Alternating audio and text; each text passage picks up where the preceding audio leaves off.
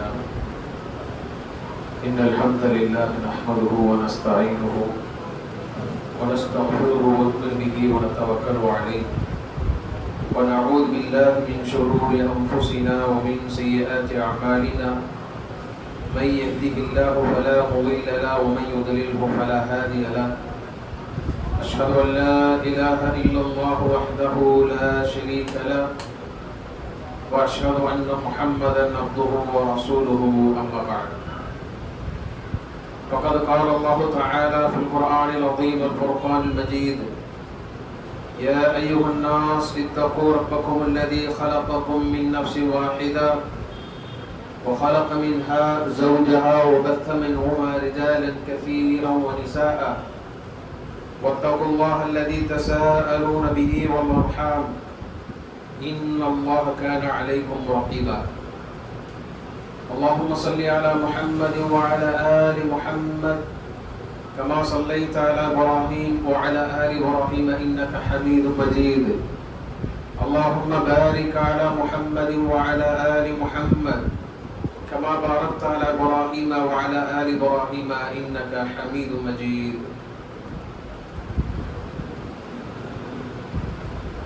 அளவற்றாளரும் நிகழ்ச்சியன்புடையில் பார்த்திய எல்லாம் வல்ல அல்லாஹ்வை போற்றி புகழ்ந்து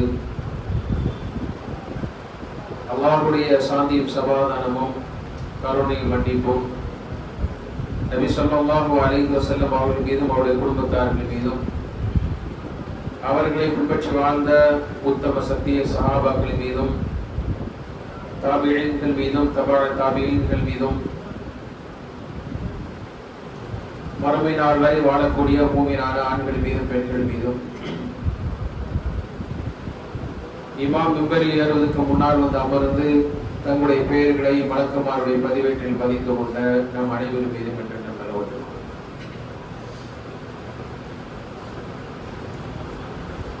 அன்பார்ந்த அல்லாஹ் நல்லடியார்களே, சகோதரர்களே, பெரியோர்களே,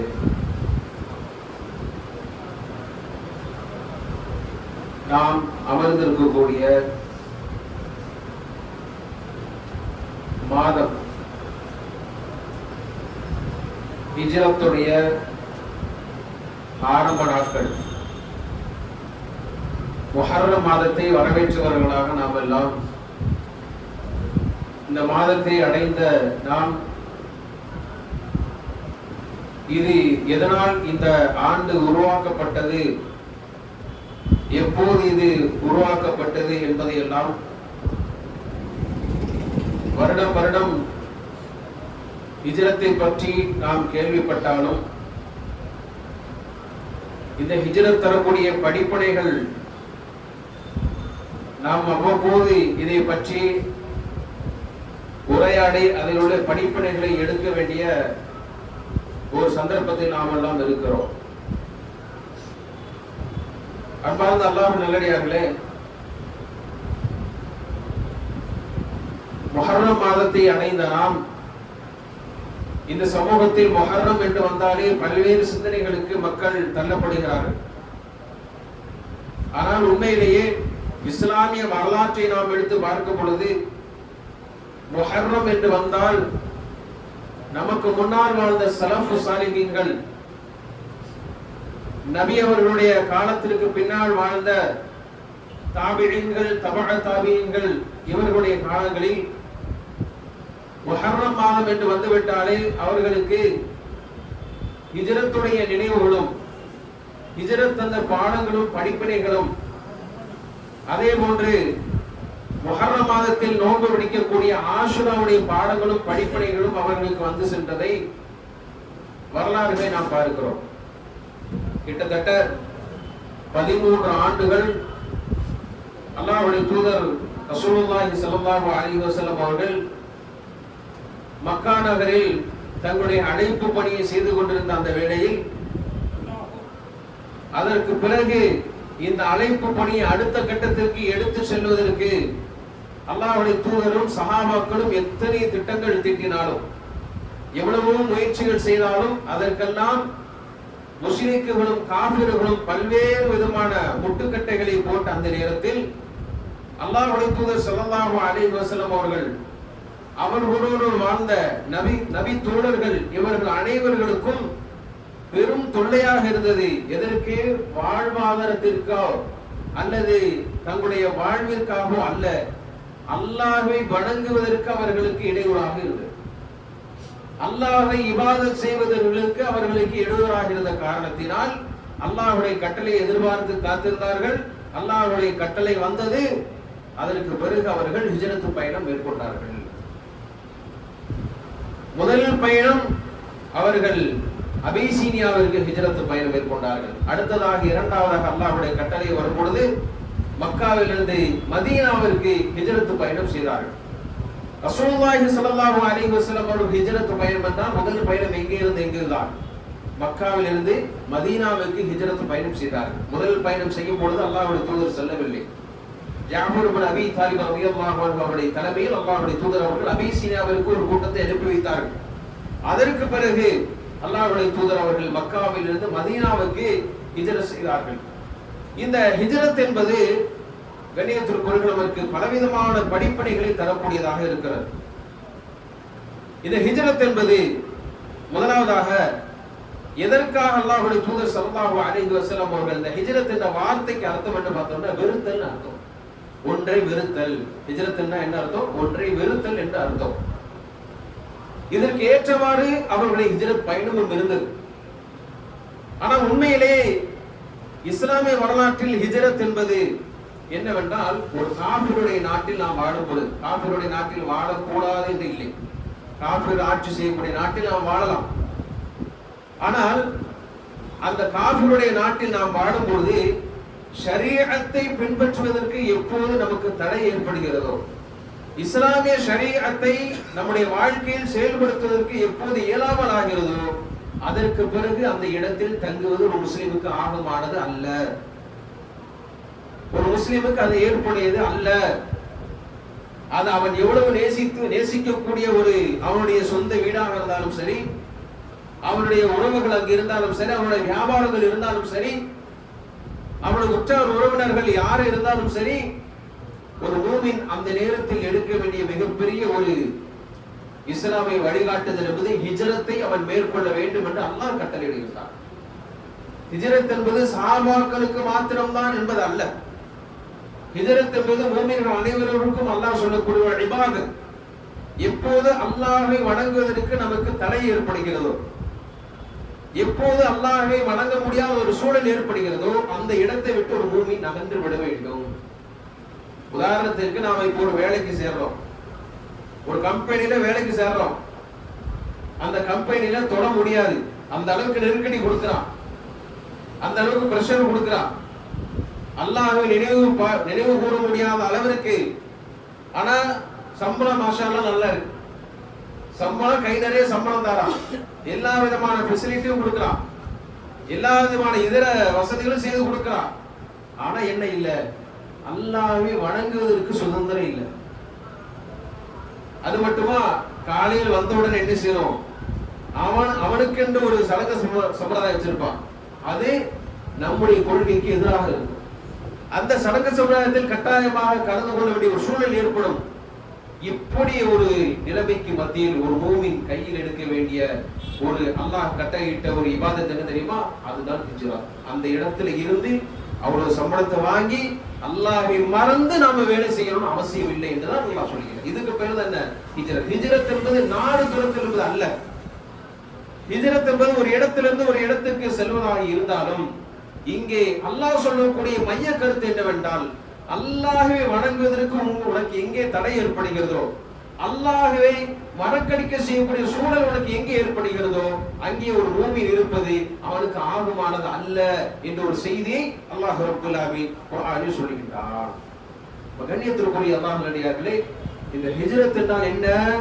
மார்க்கத்தை பாதுகாப்பது, அல்லாஹ்வுடைய சட்டதிட்டங்களை பேணுவது, இபாதத்தை பேணுவது என்பதுதான் ஹிஜ்ரத்துடைய மைய கருத்து என்று அல்லாஹ் ரப்பல் ஆலமீன் திருமறை குர்ஆனில் சொல்லி தருகின்றார்.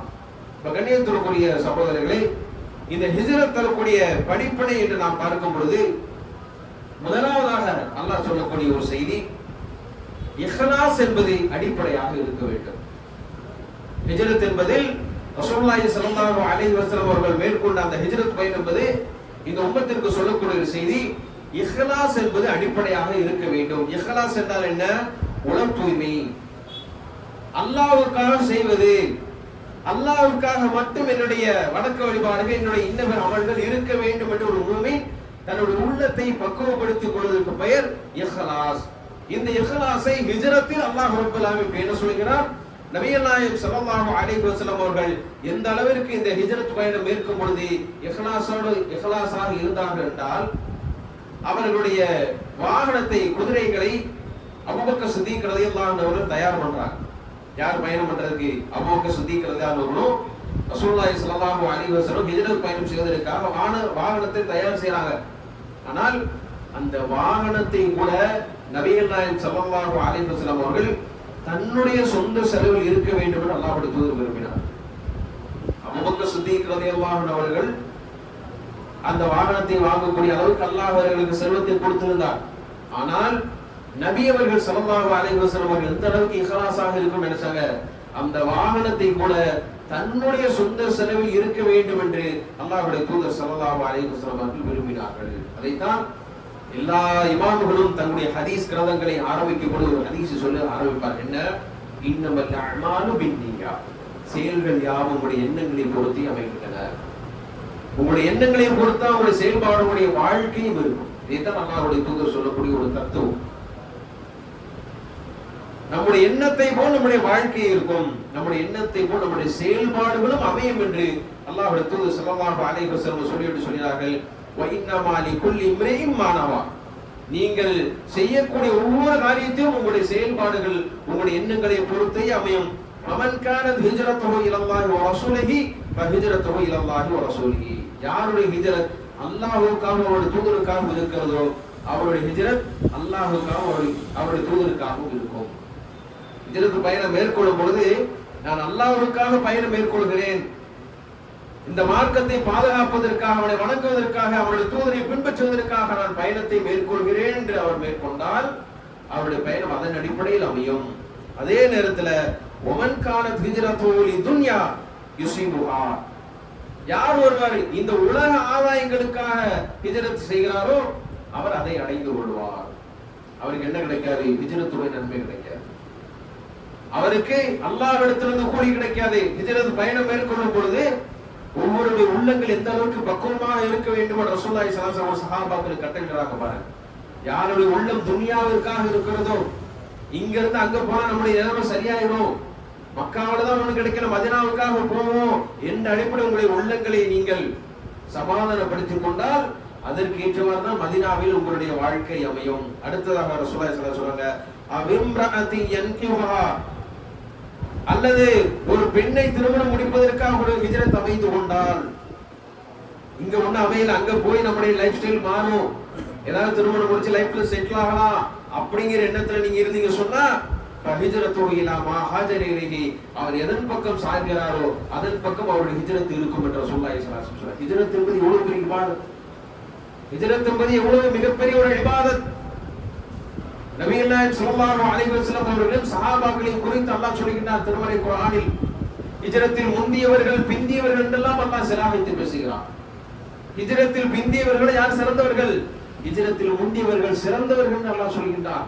அந்த அளவுக்கு ஹிஜ்ரத் என்பது இஸ்லாமிய வரலாற்றில் அல்லாஹ்வால் கண்ணியப்படுத்தப்பட்ட ஒரு காரியம். அந்த காரியத்தை செய்யும்போது உடைய உள்ளம் எப்படி இருக்கும் அல்லாஹ் பார்க்கிறான். உடைய உள்ளத்துல சிறிதளவு கூட என்ன இருக்கக்கூடாது, உலக தேவை, உலக ஆதாயமோ அல்லது வேறு விதமான சிந்தனைகள் இருந்துவிட்டால் உங்களுடைய ஹிஜ்ரத் பாழாகிவிடும் என்று அல்லாஹ் ரப்பல் ஆலமீன் திருமறை குர்ஆனில் எச்சரிக்கை விடுக்கிறார். அடுத்ததாக கண்ணியத்திற்குரியவர்கள் சகோதரர்களே, இந்த வசனங்கள், இந்த ஹதீசுகள் நமக்கு சொல்லித் தரக்கூடிய ஒரு செய்தி என்னவென்றால், நாம் என்ன ஒரு அமலை செய்தாலும் சரிதான், அது சிறிய அமலாக இருந்தாலும் சரி, பெரிய அமலாக இருந்தாலும் சரிதான், அல்லாஹ்வுக்காக வைத்துக் கொள்ள வேண்டும். இதற்குரிய கூலி எனக்கு மறுமையில் கிடைக்கும், என்னுடைய பாவங்கள் மன்னிக்கப்பட வேண்டும். முதல்ல ஒரு மூமினுக்கு இருக்க வேண்டிய ஒரு எண்ணம் என்ன தெரியுமா? நான் தொழுக போறேன், அல்லது சதக்கா கொடுக்க போறேன், அல்லது குர்பானி கொடுக்க போறேன், என்ன அமலை செய்தாலும் ஒரு மூமினுக்கு வர வேண்டிய முதல் சிந்தனை என்ன இருக்கணும்? அல்லாஹ் என்னுடைய பாவங்களை மன்னிக்க வேண்டும். தொழுகு முடிச்சவுடன் என்ன சொல்றோம்? அஸ்தக்ஃபிருல்லாஹ் அஸ்தக்ஃபிருல்லாஹ் அஸ்தக்ஃபிருல்லாஹ். தொழுகு முடிச்சு அந்த வார்த்தையை தான் சொல்றோம். என்னுடைய பாவங்களை மன்னிச்சிடுவாங்க. உது எடுத்து முடிச்ச உடனே அல்லாஹ்வுடைய தூதர் ஸல்லல்லாஹு அலைஹி வஸல்லம் சொல்லியிருந்தார்கள், உது எடுத்து கொண்டிருக்கும் பொழுது அவருடைய பாவங்களை எல்லாம் மன்னிச்சுக்கிட்டே இருக்கான். வேற இல்லையா? கையை கழுவும்போது கைகள் செய்த பாவங்கள் எல்லாம் மன்னிக்கிறான். முகத்தை கழுவும்போது கண்கள் செய்த பாவங்கள் எல்லாம் மன்னிக்கிறான். கால்களை கழுவும்போது கால் செய்த பாவங்கள் எல்லாம் மன்னிக்கிறான். முழுக்க முழுக்க அல்லாஹ் ரப்பல் ஆலமீன் மன்னிப்பை தர விரும்புகிறான். ஆகவே ஒரு மூமினுக்கு எந்த ஒரு இபாதத்தை செய்தாலும் அவனுடைய சிந்தனையில் வர வேண்டிய முதல் விஷயம் என்ன? அல்லாஹ் என்னை மன்னிக்க வேண்டும். இந்த இபாதத்தின் மூலம் என்னுடைய பாவங்கள் மன்னிக்கப்படும். சதகா கொடுக்கும் பொழுது எனக்கு பரக்கத்து கிடைக்கணுங்கிறது இரண்டாவது. ஏதாவது கொடுக்கிறோம்னா அல்லாஹ் என்ன பரக்கத்தாக்கி வைப்பான். நமக்கு முதல் சிந்தனை அதைத்தான் வரும். பரக்கத்தாக்கி வைப்பான். பரக்கத் என்பது அல்லாஹ்வுடைய புறத்தில் உள்ளது. தான் நாடியவர்களுக்கு அல்லாஹ் கொடுப்பான். ஆனால் மன்னிப்பு எல்லோருக்கும் அல்லாஹ் தருகிறான். ஆகவே மன்னிப்பை தான் ஒரு முஸ்லிம் அல்லாஹ் இடத்தில் முதன்மையாக வைக்க வேண்டும் என்று அல்லாஹ் ரப்பல் ஆலமீன் இதன் மூலமாக நமக்கு சொல்லித் தருகிறார். அடுத்ததாக கண்ணியத்திற்குரியவர்களே, இந்த ஹிஜ்ரத் தரப்படி நமக்கு ஒரு பாடம் என்னவென்றால், தர்தீப் என்பதை ரசூலுல்லாஹி ஸல்லல்லாஹு அலைஹி வஸல்லம் அவர்கள் இந்த உம்மத்திற்கு ஆணித்தரமாக சொல்லித்தரார். தர்தீப்னா என்ன? ஒழுங்குபடுத்துதல், திட்டமிடுதல், வரிசைப்படுத்துதல். இது எல்லாத்தையும் ரசூலுல்லாஹி ஸல்லல்லாஹு அலைஹி வஸல்லம் ஹிஜ்ரத்தின் மூலமாக இந்த உம்மத்திற்கு பாடத்தை சொல்லித் தருகிறார்கள். இந்த திட்டமிடுதல் என்பது எந்த அளவுக்கு நபிகள் நாயகம் ஸல்லல்லாஹு அலைஹி வஸல்லம் அவர்கள் இந்த உம்மத்திற்கு சொல்லியிருக்கிறாங்க பாருங்க. உது எடுக்கிறோம், யானதானு கையை கால கழுவி குளிக்கும் போது எடுத்த மாதிரி எடுக்க கூட அதற்கு ஒரு வரிசையை சொல்லி தரார். முதல்ல பிஸ்மில்லாஹ் சொல்லு, அடுத்து கையை கழுவும், அடுத்த வாய், அடுத்த நாசி, அடுத்த முகம், அடுத்து கைகள் முழங்கால் வரை, அடுத்து கால்கள். முதல்லயே கையை கழுவணும், அதனால எல்லாம் முடிஞ்சிருச்சு. அதற்கு பிறகு முழங்கால் வரை கழுவு சொல்றாங்க. அதற்கு பிறகு கணுக்கால் வரை, அதிலும் ஒழுங்காக கழுவ வேண்டும். ஏனாதான கழுவு சொன்னா நரகவாதி. அல்லாஹ் ஒரு தூதர் ஸல்லல்லாஹு எச்சரிக்கை விடுக்கிறாங்க. கால்களை கோதி கழுவுங்கள், நரகவாதி ஆகுவதை விட்டு உங்களை நான் எச்சரிக்கிறேன் என்று ரசூலுல்லாஹி ஸல்லல்லாஹு அலைஹி வஸல்லம் சொல்றாங்க. அதே மாதிரி தொழுகைக்காக வருகிறீர்களா, அதிலும் தர்தீபை பேணுங்கள், வரிசையை சமப்படுத்துங்கள், ஏனாதான் நிக்காதீங்க. எல்லா விஷயத்திலும் அல்லாஹ்வுடைய தூதர் இந்த உம்மத்திற்கு திட்டமிடுதல், வரிசைப்படுத்துதல், ஒழுங்குபடுத்துதல் என்பதை இந்த உம்மத்திற்கு சொல்லி தந்த அல்லாஹ்வுடைய தூதர் இதரத்திலும் அந்த திட்டமிடுதல் என்பதை எவ்வளவு அழகாக பேணினார் என்பதை அவர்களுடைய அல்லாஹ்வுடைய தூதர் ஸல்லல்லாஹு அலைஹி வஸல்லம் ஹிஜ்ரத் நமக்கு காட்டுகிறது. அல்லாஹ் கட்டளையிடுகின்றார். நபி அவர்களுக்கு ஹிஜ்ரத் பயணம் செய்யுமாறு அல்லாஹ் கட்டளையிடுகின்றார்.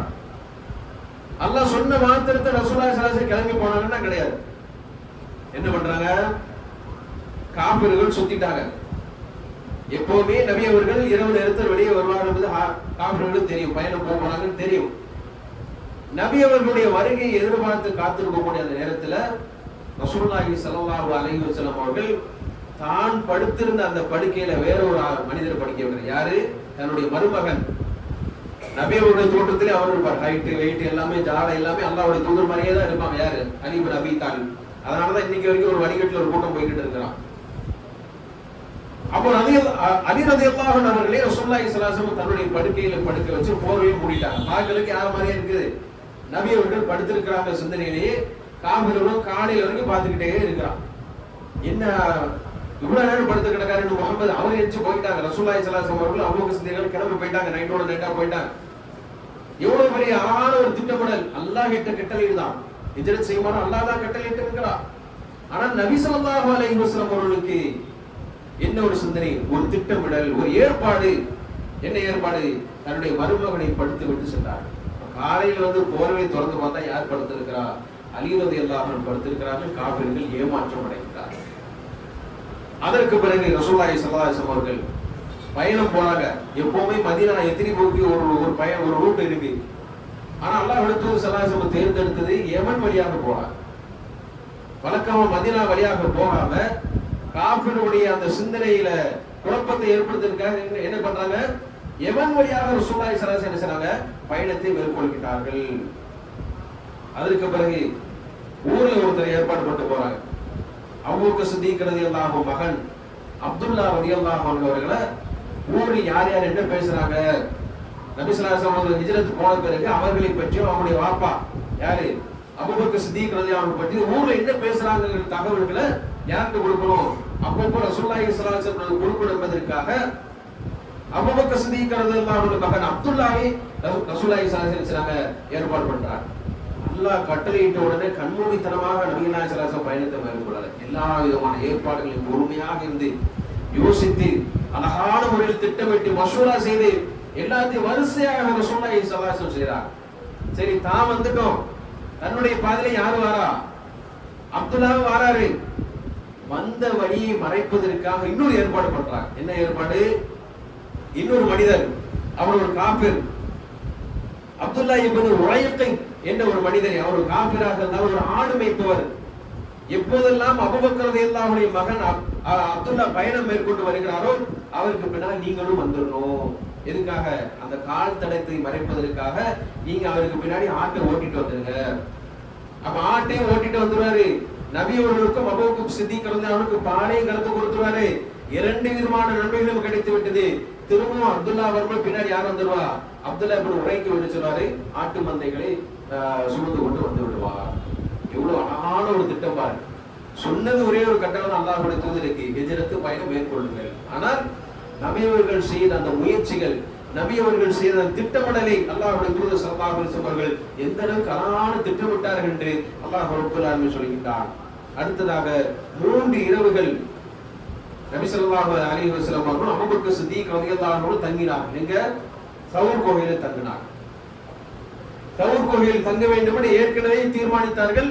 அதன் அடிப்படையில் சவுர் கோவிலில் 3 நாட்கள் ரசூலுல்லாஹி ஸல்லல்லாஹு அலைஹி வஸல்லம் அவர்கள் அபூபக்கர் சித்திக் ரலியல்லாஹு அன்ஹு அந்த கோவிலில் என்ன செய்றாங்க? தங்குறாங்க.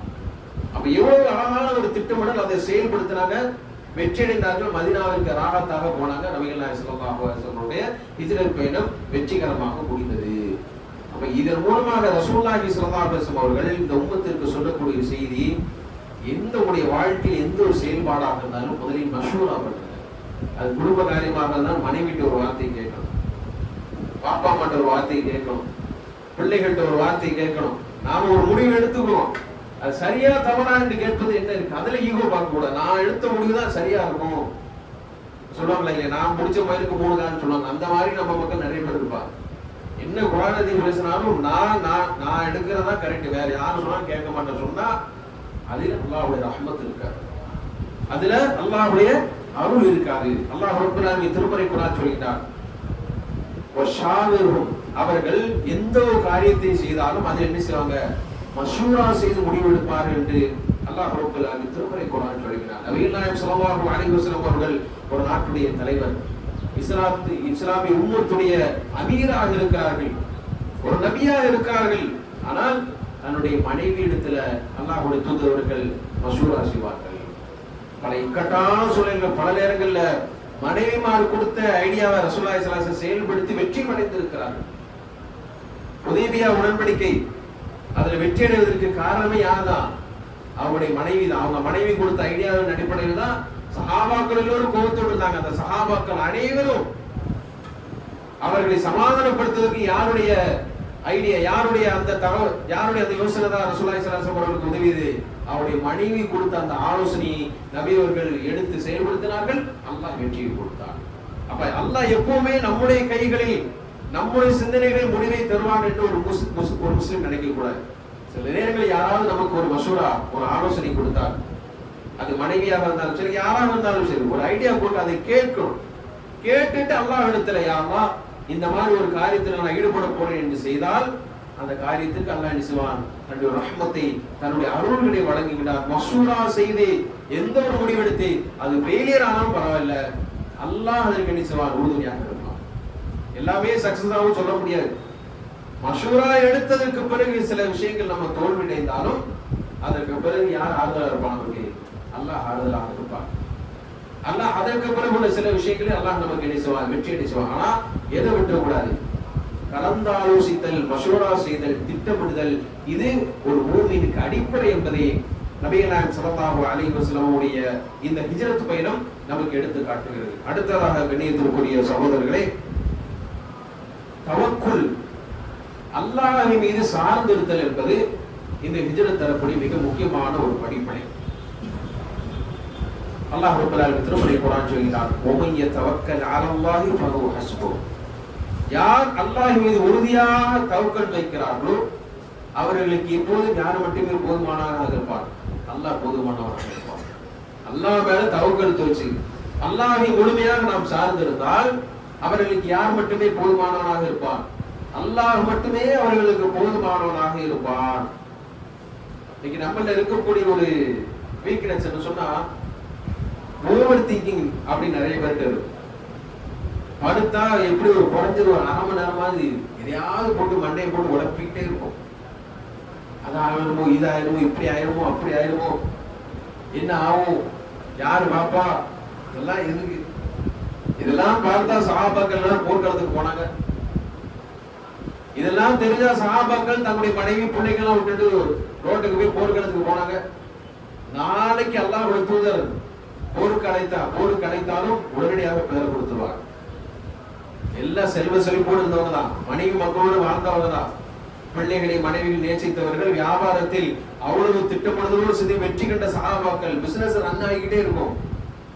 அல்லாஹ் அக்பர் என்று வாங்க சொந்த கேட்டா தொழுகைக்கு போயிடுவார். ரெண்டுலயுமே சக்சஸ் ஆனாங்க. பிசினஸ்லயும் சக்சஸ், இபாதத்திலயும் சக்சஸ். இப்படி போய்கிட்ட கூட திடீர்னு எங்க இருந்து அழைப்பு போறோம், அல்லாஹ்வுடைய பார்த்து ஜிஹாது செய்வத போருக்காக அழைப்பு போறோம். எந்த ஒரு யோசனையும் இல்லாம அல்லாஹ்வுடைய தூதரிடத்துல போயிட்டு பேரலை கொடுத்துட்டு வந்துருவார். எந்த எண்ணத்துல அவங்க கொடுத்தாங்க, நாளைக்கு போர்க்களத்துல என்ன வேணாலும் நடக்கலாம், யாரு எங்க வேணாலும் கொல்லப்படலாம், யார் வேண்டுமானாலும் தன்னுடைய குடும்பத்தை இழக்கு, தன்னுடைய பிள்ளைகளும் தன்னுடைய மனைவியும் அனாதையாகலாம், விதவையாகலாம். ஆனால் அவர்களுக்கு இருந்த ஒரு சிந்தனை என்ன, அதைத்தான் அல்லாஹ் சொன்னான், "வமன் யதவக்கல் அலல்லாஹி ஃபஹுவ ஹஸ்புஹ்."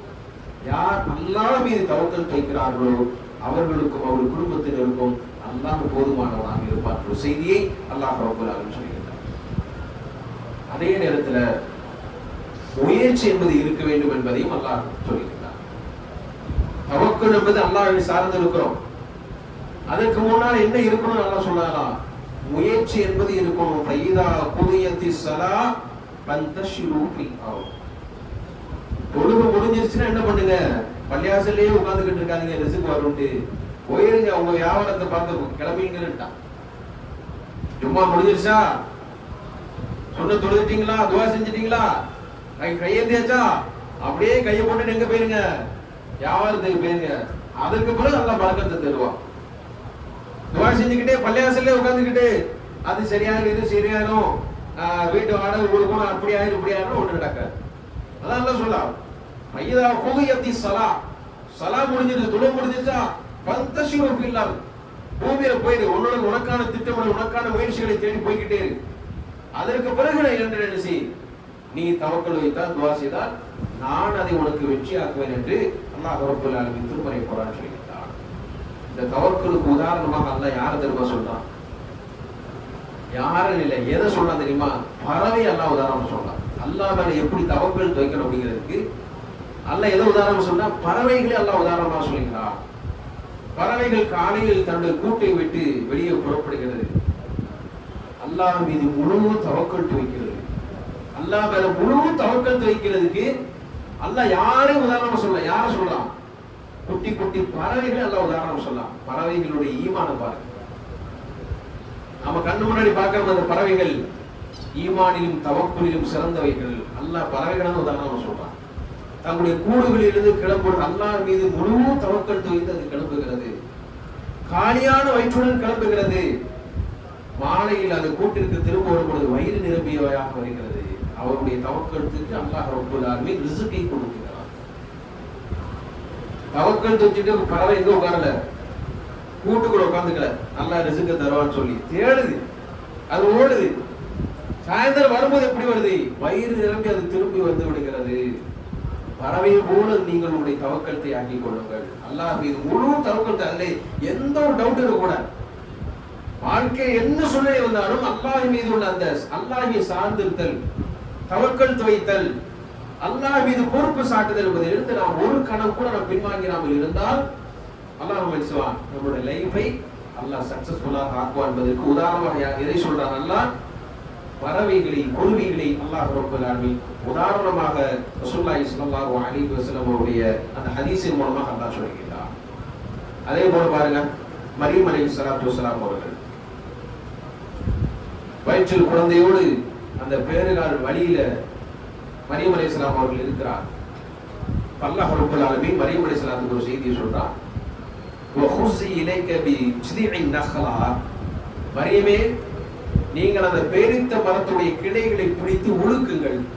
துசாக்கித் அலைக ருத்தபன் ஜனியா, அது உங்களுக்கு அழகான கனிகளை தரும். அல்லாஹ் என்ன சொன்னார்? எந்த ஒரு ஆண் துணை இல்லாமல் நீ குழந்தையை பெற்றெடுப்பீர்கள் அல்லாஹ் சொல்லிட்டார். அல்லாஹ் தான் அந்த குழந்தை வருவதற்கு காரணமாகவும் இருக்கிறார். எந்த ஒரு ஆண் துணையும் இல்லாமல் அல்லாஹ்வுடைய நாட்டத்தால் அந்த குழந்தை பிறப்பதற்கு மரியம் அலைஹிஸ்ஸலாம் அவர்களுக்கு அல்லாஹ் அருள் செய்கிறார். மரியம் அலைஹிஸ்ஸலாம் அவர்கள் அந்த பிரசவ நேரத்தில் ஈசா அலைஹிஸ்ஸலாம் அவர்களை பிறப்பதற்கு முன்ன அந்த பிரசவ நேரத்தில் கூட ரப்பல் ஆலமீன் அந்த பேரிச்ச மரத்தை இழுக்க சொல்லிட்டான். அல்லாஹ் நானே நினைச்சிருக்கான், அந்த பழத்தை எடுத்து அப்படியே மரியம் அலைஹிஸ்ஸலாத்துக்கு கொடுத்திருக்கான். இழுக்காமே கீழே விட வச்சிருக்கலாம். ஆனாலும் மரியமே நீங்கள் ஒரு முயற்சி பண்ணுங்க.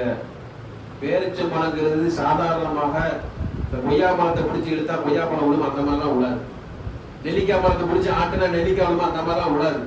பேரிச்ச மரத்தை ஒரு 5-6 பேர் சேர்ந்து ஆட்டினா தான் ஒரு பழமே விழும். சவுதி அரேபியாவில் போய் பாருங்க, பேரிச்ச மரங்கிறது தென்னை மரம் மாதிரி இருக்கும். கிளைகளை வச்சு செடிகளை வச்சு அப்படி கொடுக்கினாலாம் விடாது. ஆனாலும் அல்லாஹ் வருவா விழும். ஆனா உங்களுடைய முயற்சி என்ன இருக்கணும்? லைட்டா அதை ஆட்டவா செய்யுங்க, அதை பிடிச்சு உடுக்குங்க, நான் உங்களுக்கு தந்துடுறேன்ட்டான். அப்ப ஒரு முயற்சி என்பது ஒவ்வொரு இடத்துல இருக்கணும். நீ எடுத்து அடி எடுத்து வைதான் அல்லாஹ் சொல்லலாம். நீ ஸ்டார்ட் பண்ணுதான் அல்லாஹ் சொல்லலாம். நீ முயற்சி எடுத்து அடி எடுத்து வைத்தால் அதற்கு உன்னுடைய பாதைகளை இலக்குவாக்குவது என்னுடைய கடமை என்று அல்லாஹ் ரப்பல் சொல்லிட்டார். அப்ப முஸ்லிமுடைய தவக்கல் எப்படி இருக்கணும்? அப்துல் ரஹ்மான் இப்னு அவுஃப் ரலியல்லாஹு அன்ஹு இதே ஹிஜ்ரத் பயணம் பண்ணி மக்காவிலிருந்து ஹிஜ்ரத் செய்து மதீனாவுக்கு போயிட்டாங்க. மக்காவில் அப்துல் ரஹ்மான் அவங்க எப்படிப்பட்டவர்? மிகப்பெரிய ஒரு செல்வந்தர். எல்லாவற்றையும் அல்லாஹ்வுக்காக இருந்து விட்டு ஒண்ணுமே இல்லாம வந்து நின்றார். யாரு? அப்துல் ரஹ்மான் இப்னு அவுஃப். சஹாபாக்கள் சொன்னாங்க, வாங்க எங்க கூட நீங்களும் வாங்க, எங்கேயாவது ரிஸ்க தேடி போவோம் அப்படின்னாங்க. அப்துல் ரஹ்மான் இப்னு அவுஃப்க்கு உள்ள அந்த வைராக்கியம், அவர் சொன்னாரு, சூக் எங்க இருக்கு மட்டும் காட்டுங்க அப்படின்னா, கடைவீதி எங்க இருக்கு, மார்க்கெட் எங்க இருக்கு மட்டும் காட்டுங்க, அதுக்கப்புறம் எல்லாம் நான் பாத்துக்கிறேன் அப்படின்னா. கடைவீதி காண்பிக்கப்பட்டது. அப்துல் ரஹ்மான் இப்னு அவுஃப் போனாரு, பாலையும் வாங்கினாரு, நெய்யும் வாங்கினாரு, அதை கொண்டு பிசினஸ் பண்ணாரு. கிட்டத்தட்ட ஒரு சில ஆண்டுகளில் மதீனாவுடைய மிகப்பெரிய ஒரு செல்வந்தர் யார் இருந்தாரு? அப்துல் ரஹ்மான் இப்னு அவுஃப் இருந்தார். அவருக்கு பல லட்சக்கணக்கான திர்ஹம்கள் சொத்துக்களோடு அவர் மரணித்தார் என்ற ஒரு செய்தியை, மதீனாவில் வாழ்ந்து மரணித்த மிகப்பெரிய செல்வந்தர் ஒருத்தர் யாரு? அப்துல் ரஹ்மான் இப்னு அவுஃப். விவாதத்திலையும் அவர் மிகச்சிறந்தவராக இருந்தார், வியாபாரத்தில் மிகச்சிறந்தவராக இருந்தார். தவக்குல் அல்லாஹ் மேல வைக்கணும். அதோடு சேர்ந்து என்ன இருக்கணும்? ஒரு 3 இடத்துல முயற்சி என்பது இருக்க வேண்டும். நீ ஒரு ஸ்டெப் எடுத்து வை, நல்லா சொல்லலாம். அதை எடுத்து வைத்தால் அதற்கு பிறகு பொழுதை நான் பார்த்துக்கலாம், அதை இலகு வாக்கி வைக்கிறேன் என்று அல்லாஹ் சொல்லிட்டான். ஆகவே இதுவும் ஒரு படிப்படியாக ஹிஜ்ரத் என்பது இருக்கிறது. ஆகவே ஹிஜ்ரத்தை பற்றி நாம் எந்தெந்த விஷயங்களை பாடமாக படிக்கிறோமோ அதை நம்முடைய வாழ்க்கையோடு உரசி பார்த்து அதிலிருந்து படிப்படை பெறக்கூடிய மக்களாக அல்லாஹ் நம் அனைவரும் வாக்குவானார் பிரார்த்தித்தோனாக. ஜும்மாவுடைய முதல் குத்துபாக பேசு.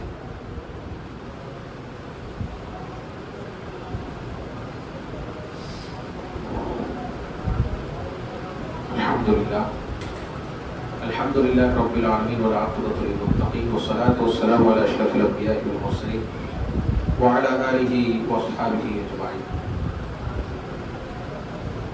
கண்ணியத்திற்குரிய அல்லாஹ் நல்லடியார்களே, சகோதரர்களே, சென்ற வருடம் இதே நேரத்தில் ஹிஜ்ரத்துக்கு வைத்து ஒரு குத்துபா நடத்தணும். அந்த குத்துபாவை நான் தான் பேசினேன். இந்த வருடம் எத்தான் பேசியிருக்கோம்? ஹிஜ்ரத்தை பற்றி தான் பேசியிருக்கோம். இந்த ஒரு வருடத்துல நாம என்ன முயற்சி பண்ணோம்? எதற்காக? ஹிஜ்ரத்துங்கிற வார்த்தைக்கு அர்த்தம் என்ன? வெறுத்தல், அல்லாஹ்வுடைய மார்க்கத்தை பேணுவதற்காக தன்னுடைய வாழ்க்கையை அர்ப்பணித்துக் கொள்வதற்கு பேர் தான் ஹிஜ்ரத் என்பது. நாம என்ன ஒரு அர்ப்பணிப்பு, என்ன ஒரு முயற்சி, என்ன அடுத்த ஸ்டெப் என்ன எடுத்து வச்சிருக்கோம்? போன ஹிஜ்ரத்தில் இருந்த மாதிரியே தான் அந்த ஹிஜ்ரத்திலையும் இருந்தோம், இந்த முகரத்திலையும் இருந்தோம் சொன்னா ஹிஜ்ரத் நமக்கு எந்த ஒரு படிப்படியும் தரவில்லை. ரமதானும் நமக்கு எந்த ஒரு படிப்படியும் தரல. துல்ஹஜ்ஜுடைய 10 நாட்கள் எந்த ஒரு மாற்றத்தையும் ஏற்படுத்தல. இதுக்கிடையில் என்னெல்லாம் வந்துட்டு போயிட்டு இருக்கு, ஒரு முஹர்ரத்துல இருந்து இன்னொரு முஹர்ரம் வரைக்கும் என்னெல்லாம் வந்துட்டு போகுது, ஒரு மாதம் ரமலான் வந்துட்டு போகுது, துல்ஹஜ்ஜுடைய அந்த 10 நாட்கள் வந்துட்டு போகுது, புண்ணியமிகு 40 நாட்கள் வந்து போய் எந்த ஒரு மாற்றமும் இல்லை, பழைய மாதிரியே இருக்க, சுரூதம் வரமாட்டேங்க அப்படின்னா நாம என்ன ஸ்டெப் எடுத்துக்கோ யோசிச்சு பாருங்க. அல்லாஹ்வுடைய மார்க்கத்தை பாதுகாப்பதற்காக ஊரை தியாகம் பண்ணாங்க, சொந்த நாட்டை தியாகம் பண்ணாங்க, எல்லாத்தையும் தியாகம் பண்ணி வெறும் கையை விட்டு அங்க போனாங்க. நாம் அல்லாஹ்வுக்காக என்ன தியாகம் பண்றோம்? குறைஞ்சபட்சம் ஒரு தூக்கத்தையாக தியாகம் செய்து, எல்லாருமே வேலை இருக்குதான் செய்து, சுபுக்கு ஏம்பாய் வரலன்னு சொல்லி கேட்டா எல்லாரும் சொல்லக்கூடிய காரணம் என்ன? வேலை நிறைய இருக்கு, அதான் டயர்டா இருக்கு, தூக்கிட்டோம். எல்லாருக்கும் வேலை இருக்குதான். ஆனால் நாம என்ன படிப்பனை, நம்முடைய வாழ்க்கையில் என்ன முன்னேற்றம், இபாதத்துல என்ன சக்சஸ் ஆயிருக்கும், அல்லாஹ்வோடு என்ன என்ன அடிப்படை நாம நெருங்கிக்கிட்டு இருக்கிறோம்? அல்லாஹ் சொல்றா இல்லையா, ஒரு அடியான் என் பக்கம் நெருங்கினால், என் பக்கம் வந்துட்டா நான் அவனை நேசிக்க ஆரம்பித்து விடுவேன். பைதா ஹபப்துஹு, நான் அவனை நேசிக்க ஆரம்பித்து விட்டால் அவனுடைய கைகளாக, கால்களாக, அவனுடைய பார்வைகளாக, அவனுடைய செவிப்புலனாக நான் மாறிவிடுவேன். அல்லாஹ் சொல்றான். அல்லாஹ் என்ன சொல்றான்?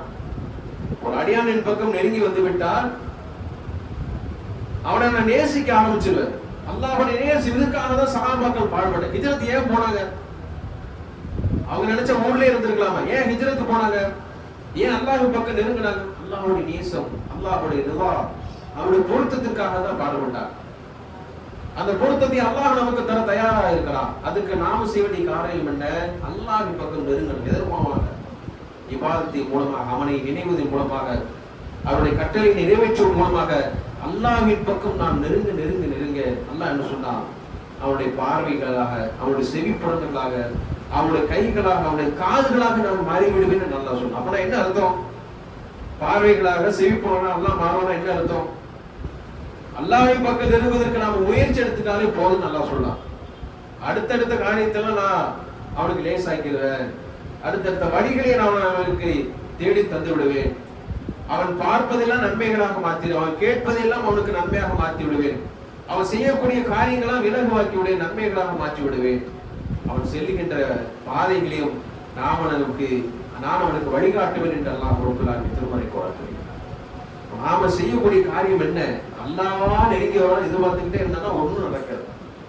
நாம் அல்லாஹ்வின் பக்கம் நெருங்குவதற்கு என்ன ஸ்டெப் எடுக்கணும்? இபாதத்தின் மூலமாக, நம்முடைய வாழ்க்கை முறையை மாற்றுவதன் மூலமாக, நம்முடைய பாவங்களை கைவிடுவதன் மூலமாக, நம்முடைய ஹராமான சிந்தனைகள், ஹராமான செயல்பாடுகள், ஹராமான அந்த உள்ளத்தில் இருக்கக்கூடிய நோய்களை கலவையின் மூலமாக அடுத்த நம்முடைய வாழ்க்கை எப்படி மாத்துறது, எப்படி சஹாபாக்கள் வாழ்ந்தாங்க, எப்படி மாத்திக்கிட்டாங்க, நான் எப்படி மாறுறது, இப்படி யோசிச்சு அதற்கான ஸ்டெப்பை நாம் எடுத்து வச்சுட்டோம்னு சொன்னா இதில் எப்படி ஒரு மறுமலர்ச்சி ஏற்படுத்தியதோ அதே போன்று நம்முடைய வாழ்க்கையிலும் அல்லாஹ் ரப்பல் ஆலமீன் மறுமலர்ச்சி ஏற்படுத்துவதற்கு தயாராக இருக்கிறார்.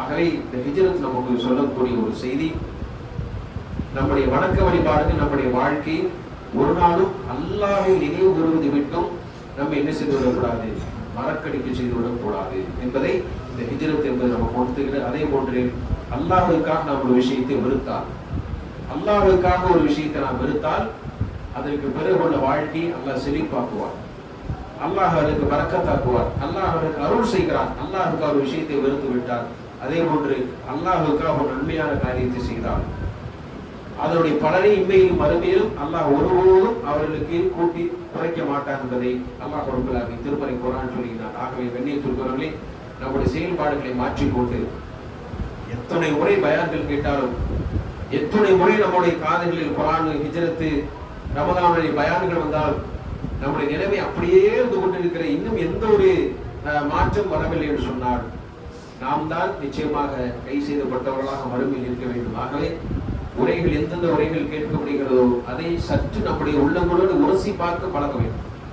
பயான் என்பது மற்றவர்களுக்கு என்பதை விட்டுவிட்டு எனக்கானது என்பதை நாம் உணர்ந்து கொண்டு அந்த வசனங்களையும் குர்ஆனையும் நாம் படிக்கும் நிச்சயமாக அல்லாஹ் நம்முடைய உள்ளங்களை ஈமானி உள்ளங்களாக ஆக்குவான். அப்படிப்பட்ட உள்ளங்களாகவும் அப்படிப்பட்ட செயல்பாடுகள் செய்யக்கூடிய மக்களாகவும் அல்லாஹ் நம் அனைவரும் ஆக்குவானாக. அஸ்தக்ஃபிருல்லாஹ் லி வ லக்கும் ஃபஸ்தக்ஃபிருஹு இன்னஹு ஹுவல் கஃபூர்.